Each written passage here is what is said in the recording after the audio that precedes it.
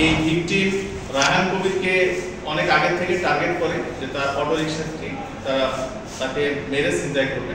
পরবর্তীতে আমাদের থানা পুলিশ কয়েকটি টিমে বিভক্ত হয়ে শ্বাসরুদ্ধকর অভিযান পরিচালিত করে এবং শ্বাসরুদ্ধকর অভিযানের প্রেক্ষিতে তারা প্রথমত 2 জন আসামিকে শনাক্ত করে এবং আসামিকে গ্রেফতার করে সকালে আমরা জানতে পারি যে গোবিন্দগঞ্জ থানাধীন 1 নং কামদিয়া ইউনিয়নের দক্ষিণ চাঙ্গুড়িয়া আদিপাড়া গ্রামস্থ জনৈক জনি মুর্মুর বাঁশঝাড়ের পাশে একটি ব্যক্তির মৃতদেহ পড়ে আছে। খামেরা তো দাগ হয় কিভাবে? এই যে ভাবি, দাগও যাবে রাগও যাবে, নিন চাকা সুপার হোয়াইট।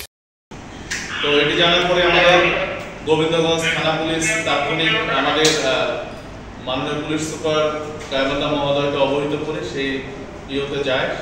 সঙ্গে আমাদের সি সার্কেল সিনিয়র সহকারী পুলিশ সুপার সেই ঘটনাস্থলে যায়। যাওয়ার পরে তাৎক্ষণিকভাবে প্রথমে লাশটি আইডেন্টিফাই করার চেষ্টা করে।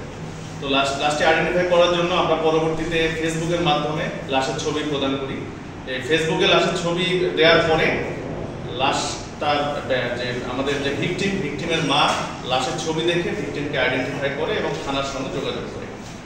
পরবর্তীতে আমাদের থানা পুলিশ কয়েকটি টিমে বিভক্ত হয়ে শ্বাসরুদ্ধকর অভিযান পরিচালিত করে এবং শ্বাসরুদ্ধকর অভিযানের প্রেক্ষিতে তারা প্রথমত 2 জন আসামিকে শনাক্ত করে এবং আসামিকে গ্রেফতার করে আসামিকে আটক করে এনে জিজ্ঞাসাবাদ শুরু করে এবং জিজ্ঞাসাবাদের এক পর্যায়ে তারা আমাদের থানা পুলিশের কাছে স্বীকার করে যে তারা এই ভিকটিমকে কি কারণে হত্যা করেছে। পরবর্তীতে আমাদের এই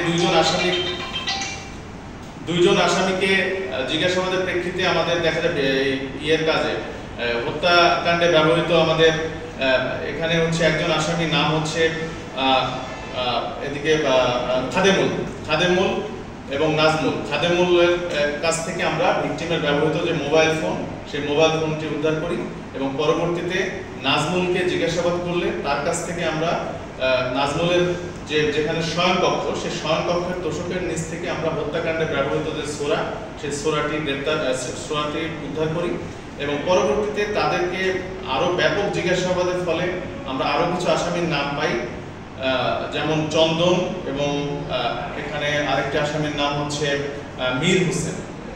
পরবর্তীতে দেখা যাচ্ছে যে তাদেরকে নিয়ে আমরা অভিযান পরিচালনা করার পরে এক পর্যায়ে আরেকটি আসামির নাম শাওন, সেই শাওনের বাসা থেকে, সে এখন পলাতক আছে, শাওনের বাসা থেকে আমরা ইজি বাইকটি উদ্ধার করি। তো তাদেরকে জিজ্ঞাসাবাদের প্রেক্ষিতে জানা যায় যে তারা এই ভিকটিম রায়হান কবিরকে অনেক আগে থেকে টার্গেট করে যে তার অটো রিকশাটি তারা তাকে মেরে ছিনতাই করবে।